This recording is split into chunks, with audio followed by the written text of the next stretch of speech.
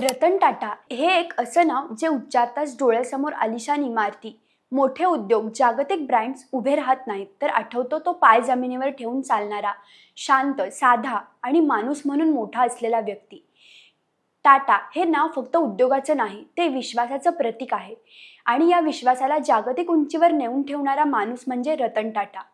28 डिसेंबर 1937 रोजी जन्मलेले रतन टाटा भारतीय उद्योग विश्वाची दिशा बदलणारे, पण तरीही प्रसिद्धीपासून कायम दूर राहणारे व्यक्तिमत्व होते. त्यांच्या साधेपणाचा एक किस्सा फार प्रसिद्ध आहे. 1992 साली इंडियन एअरलाइन्सच्या कर्मचाऱ्यांमध्ये एक सर्वे करण्यात आला. प्रश्न साधा होता: दिल्लीहून मुंबईला जाणाऱ्या प्रवाशांपैकी तुमच्यावर सर्वाधिक प्रभाव टाकणारी व्यक्ती कोण? उत्तर एकच होतं: रतन टाटा. कारण ते असे VIP होते ज्यांच्या आजूबाजूला कधीच सुरक्षा रक्षकांचा गराडा नसायचा, बॅग उचलायला सहाय्यक नसायचा, कोणताही बडेजाव नसायचा. विमानात बसल्यानंतर ते शांतपणे आपली फाईल काढायचे, काम करायचे, कॉफी मागायचे, खूप कमी साखरेची ब्लॅक कॉफी, आणि ती आवडीप्रमाणे मिळाली नाही तरी कधी फ्लाईट अटेंडंटवर राग काढलेला नाही. साधेपणाचं हेच रूप त्यांच्या आयुष्याच्या प्रत्येक टप्प्यावर दिसतं. ज्येष्ठ पत्रकार गिरीश कुबेर यांनी द टाटाज या पुस्तकात एक महत्त्वाची गोष्ट लिहिली आहे. जेव्हा रतन टाटा टाटा सन्सचे चेअरमन झाले, तेव्हा त्यांनी JRD टाटांची भव्य खोली वापरण्यास नकार दिला. त्यांनी स्वतःसाठी एक छोटी, साधी खोली निवडली.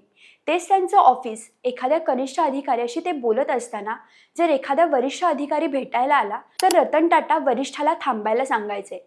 कनिष्ठाला कधीही उठवून पाठवायचे नाहीत, कारण त्यांच्या मते माणसांची किंमत पदावरून नाही, तर माणूस म्हणून असते. रतन टाटांचं आयुष्य एकाकी होतं, पण त्या एकाकीपणातही माया होती, विशेषतः कुत्र्यांवर. त्यांचे 2 जर्मन शेफर्ड, टिटो आणि टँगो, हे फक्त पाळीव प्राणी नव्हते, ते त्यांच्या आयुष्यातले सर्वात जवळचे जीव होते.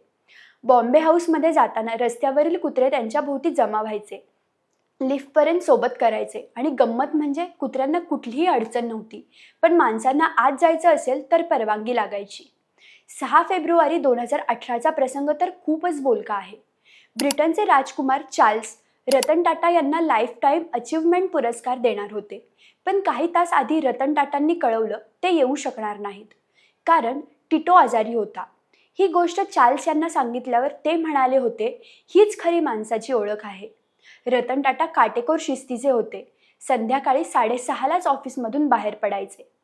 घरी कामाचा फोन आला तर नाराजी व्यक्त करायचे. विकेंडला ते अलिबागच्या फार्म हाऊसवर जायचे. तिथे फक्त ते आणि त्यांचे कुत्रे. प्रसिद्धी, भाषणं, गर्दी या सगळ्यापासून ते कायम दूर राहिले. लहानपण मात्र सोपं नव्हतं. वयाच्या 10व्या वर्षी आईवडिलांचा घटस्फोट झाला. आजी नवाजबाई टाटा यांनी त्यांचं संगोपन केलं.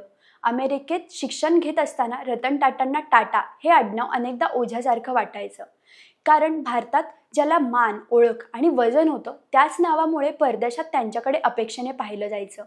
आणि रतन टाटा यांना कोणाची सावली नको होती. त्यांना स्वतःच्या कर्तृत्वावर उभं राहायचं होतं. कॉर्नेल विद्यापीठातून त्यांनी स्थापत्यशास्त्राचं शिक्षण घेतलं. परदेशात नोकरी, घर, आयुष्य सगळं तयार होतं, पण आजी आणि JRD टाटांच्या इच्छेपोटी ते भारतात परतले. त्या निर्णयामुळे त्यांचं वैयक्तिक आयुष्य बदललं. ते आयुष्यभर अविवाहित राहिले. 1962 त्यांनी जमशेदपूरमध्ये टाटा स्टीलमध्ये सामान्य कामगारासारखी सुरुवात केली. निळा गणवेश, शॉप फ्लोअरवरचं काम, कोणताही विशेष सन्मान नाही. पुढे नेल्को, सेंट्रल इंडिया मिल्स यांना उभं केलं. 1981 टाटा इंडस्ट्रीजचे प्रमुख झाले आणि 1991 JRD टाटांनी त्यांना टाटा समूहाचे चेअरमन बनवलं. सुरुवातीला अनेकांनी त्यांच्या निर्णयांवर प्रश्न उपस्थित केले, पण टेटली, कोरस आणि जॅग्वार लँड रोव्हरचं अधिग्रहण हे निर्णय इतिहासात अजरामर झाले. इंडिका, नॅनो, यश, अपयश दोन्ही त्यांनी स्वीकारलं.